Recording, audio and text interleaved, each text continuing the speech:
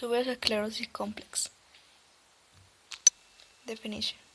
Tuberous sclerosis complex is a genetic disorder characterized by the growth of numerous non-cancerous benign tumors in many parts of the body. These tumors can occur in the skin, brain, kidneys, and other organs, in some cases leading to significant health problems. Tuberous sclerosis complex also causes developmental problems, and the signs and symptoms of the condition vary from person to person. The tuberous sclerosis complex (TSC), a multisystem autosomal dominant disorder affecting children and adults, results from a mutation in one of two genes, TSC1 and or TSC2.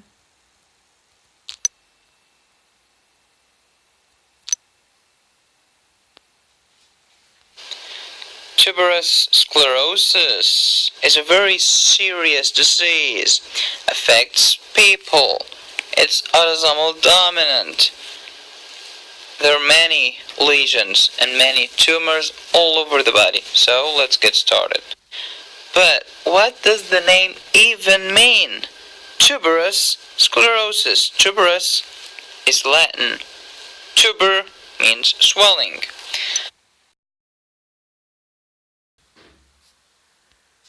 This is a very serious disease.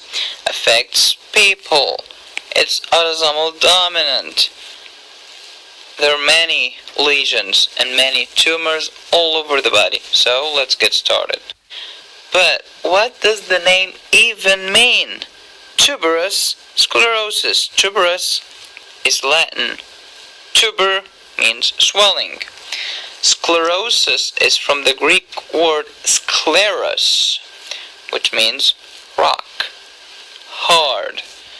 So, hard swelling is the literal meaning of the disease, tuberous sclerosis.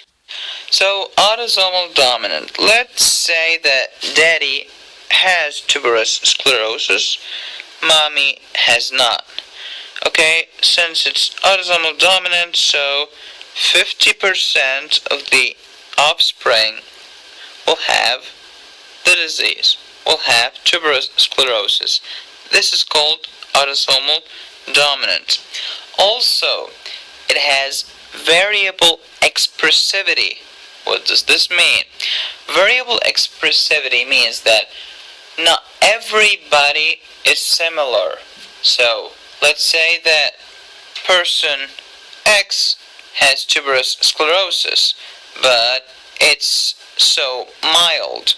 However, person Y has also tuberous sclerosis, however, it's more severe. He has more symptoms, he has more lesions, he has more tumors. This is called variable expressivity. Okay?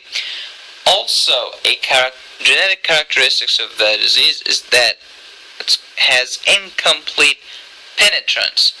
What's that? So incomplete penetrance means that you may have the genotype that has the disease. However, you will not express the phenotype.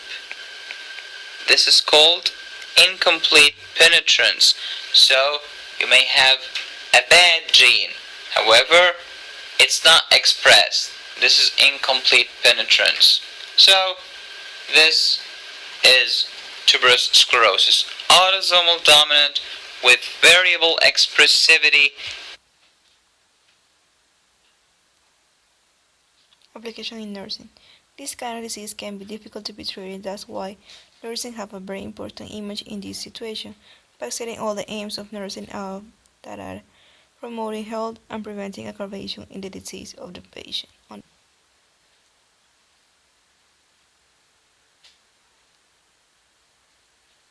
can remember when my son was 2 days old and he was diagnosed with tuberous sclerosis complex, and I remember how completely overwhelming that felt for us. We initially, it's not something that a lot of medical personnel necessarily deal with in their careers, and so initially we had a lot of misinformation, and I just remember how frightened and scared we felt and how hopeless we were. And we got on the Tuberous Sclerosis Alliance website and got some reputable information, and we connected with the doctors here at Children's Hospital Boston. And I guess if there's anything that I could say to a new parent who just has an infant was diagnosed, is that there is hope out there. You read all these horrible things that can go wrong, and yes, some of those things may happen to your child, but they won't all. And Pros and cons. Pros. The growth of tumor resulting from tuberous sclerosis complex is not as severe unregulated as in cancer.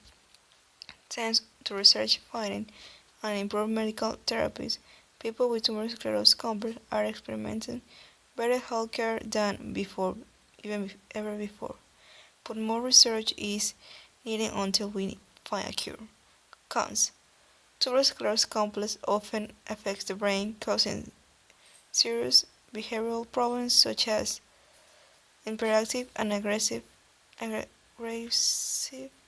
intellectual disability or learning problems.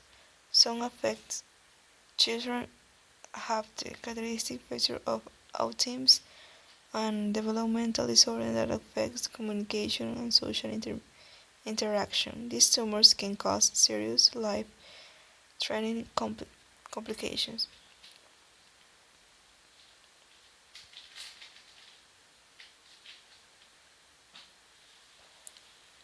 So just name and affiliation. Okay. Me? Look at me. I'll look at you. So, my name is Dr. Rajuta Bhatt. I work at UCLA Medical Center in the Pediatric Neurology Division and also in the UCLA Center of Autism Research and Treatment. Okay, and can you sort of describe TSC for, this is mostly a clinician-based audience, what to look for, symptoms that will lead you to a diagnosis? So tuberous sclerosis complex is a genetic disorder, and it's caused by mutations either in the TSC1 or the TSC2 gene. And mutations in this gene lead to overactivation of what we call the mTOR signaling pathway. Now that pathway is important because more recently, or for some time now, we're starting to develop medications that can target that pathway. But overactivation of that pathway leads to loss of control over cell growth and cell division, which is why we see many of the manifestations of that patients have with tuberous sclerosis complex, which is development of what we call non-malignant or benign growths, often termed tubers in the brain. But this can occur in the skin, the eyes, the kidneys, the heart, the lungs, the liver. So it's grossly manifested throughout the body. Now, things to look for as a clinician are actually quite evident in tuberous sclerosis complex because it's also known as a neurocutaneous syndrome. So you have neurologic syndromes, but you have cutaneous or skin findings. So often things that you can see secondary to this overactivation and this overgrowth. So things that you can see on these patients are hypomelanotic macules. So these are light patched macules throughout the body. You can also see angiofibromas on the face over generally in this distribution. You can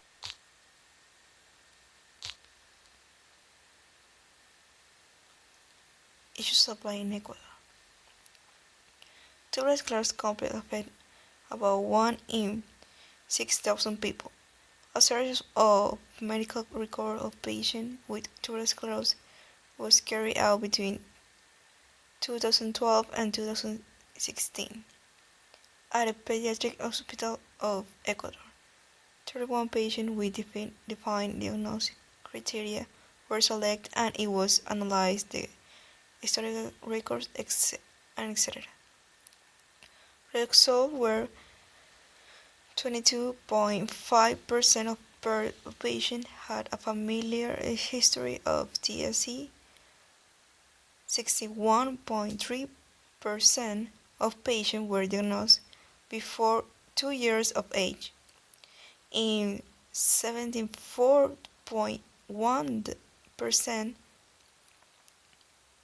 of patients seizures were the most frequent clinical sign of the time of diagnosis.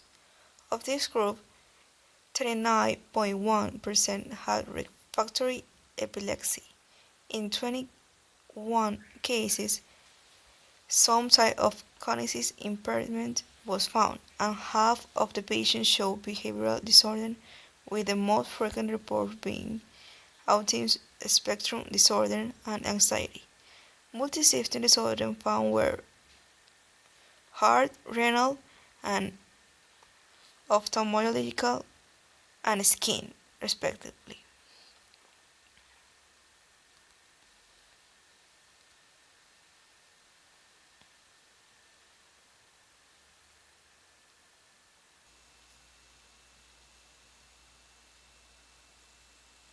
Conclusion. Manifestations were neurological, epilepsy, autistic spectrum, and cognitive disability.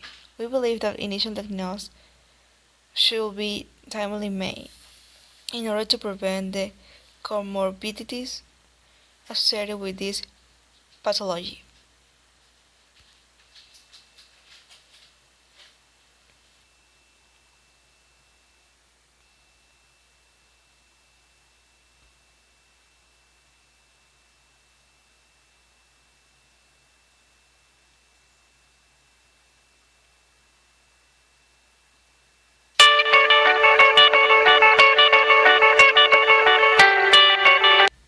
And it is a condition that affects multiple systems in the body with benign growths, not really tumours, but benign growths affecting many systems.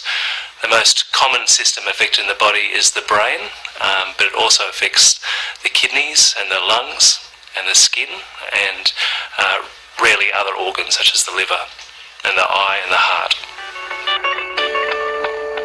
Essentially, it's a condition that can be passed down from one generation to the next.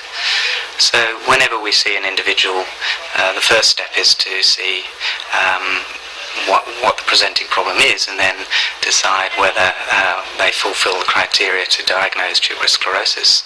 And then the next step is to work out has this just happened for the first time in that individual, and that's how a lot of genetic diseases start for the first time, and there may not be any family history, or whether it's happened as a result of being inherited from one or other of the parents. So it's a condition that's present right from the moment that you're conceived, and it is a mistake in one of the genes in your DNA, and that leads to the development of these abnormal growths, and they appear at different ages. So when you're born, you may have these growths in your brain, and they're called tubers, and you may have growths in your heart, but as you get older, it may become more apparent on your skin and in your kidneys.